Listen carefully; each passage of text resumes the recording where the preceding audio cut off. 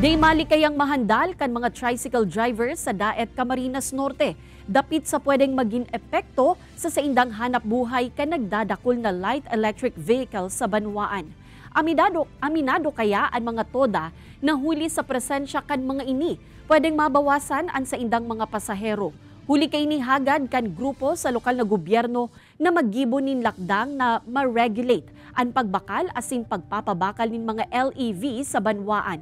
Sigun sa LTO Daet, mayo pang direktibang pigbababa sa inda dapit sa regulasyon sa mga e-vehicles alagad kung pagbabasehan ang mga enot na direktiba. Parehong pigpapangalad sa inner lanes kan national roads ang tricycle asin light electric vehicles. Sa ngunyan, planong pag-adalan kan Committee on Public Utilities kan sangguni ang panlalawigan ang kahagadan ini kan toda. Malaking impact na yan sa mo. So, yan pang ganun na, ang mga e-trike na mag-ano pa yan, gamitin ang pangatid sa mga estudyante nila, sa mga anak nila, malaking effect yan sa amin.